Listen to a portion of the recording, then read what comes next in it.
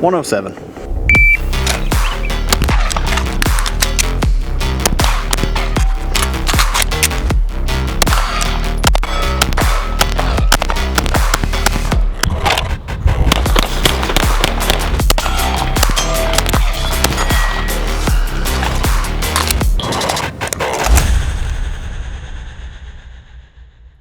Today we're going to be going over my competition Glock 45. What is up everybody, my name is Jesse and welcome to the gear room where we talk about gear, and today we happen to be in a room. Today we're going to be going over my Glock 45. Now I say competition Glock because I'm going to be using this in the tactical games, and you can see that I am running a comp. I know some competitions you can run a comp, some you can't. As far as I know, in the tactical games I can, so I'm going to be running this. To me, if you're looking for the ultimate duty setup to not break the bank, as to go with something like staccato, stealth arms, stuff like that, this, I believe, in my opinion, is going to be the way to go. For me, this setup checks all the boxes. I can have speed, I have comfortability, I have a full-size frame, more of a compact slide as compared to something like a Glock 17, Glock 34.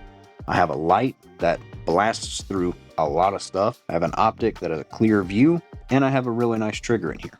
Let's talk about the base platform itself. Glock 45, I bought this about 5 years ago from a pawn shop, used, didn't have plates, didn't have a box, only came with, I believe, back straps and the mags. Now, this gun has done really well for me for the past 5 years. I've run pretty much any Glock mag through it, regular stock Glock, clear mags, P mags, Min 2 mags, pretty much every mag I could get my hands on, I've run through this gun. I've had zero problems. I've run pretty much any ammo you can get for it, zero malfunctions, and it's just been a tank. Now again, having that compactness of something like the 45, you could say the Glock 19X as well, but honestly, who are we kidding? The 45 is the better 19X. Now you have the 19 slide with a 17 grip. For me, I don't have large hands, but I have messed around with Glock 19s before, and the frame is just a little small for me.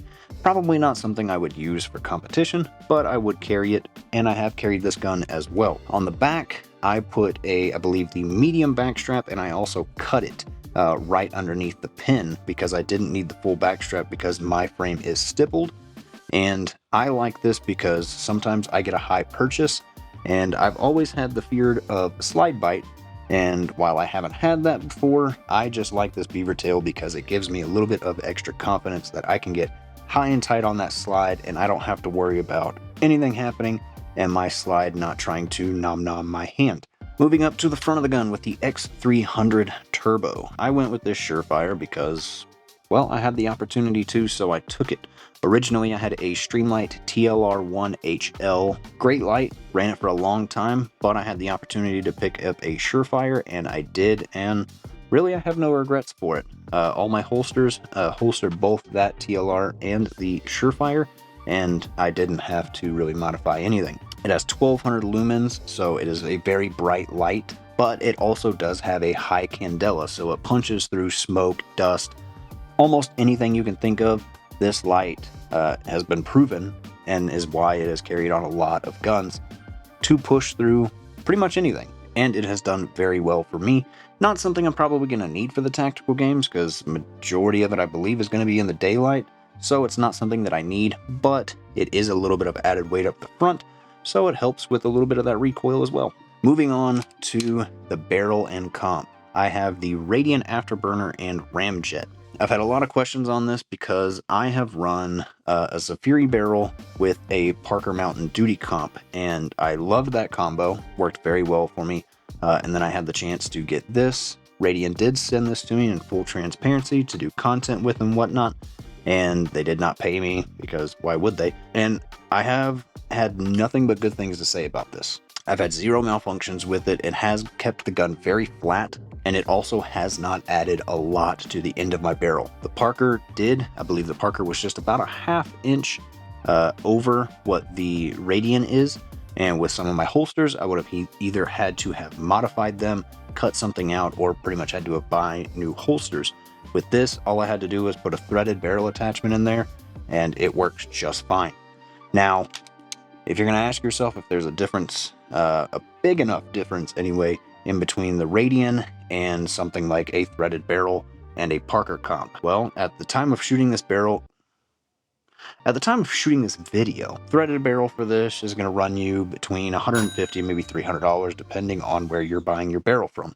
The Parker comp I believe is $100, and I believe this whole set for the Radian ramjet and afterburner is about $400. For me, if I was to buy either of them, I personally would have gone with the Radian because I don't have to buy more stuff for it. All the stuff that I already have, my Safari holsters, my regular Glock 9, my Glock 45 holsters, and pretty much everything else that I have for this works perfectly fine. I don't have to modify anything.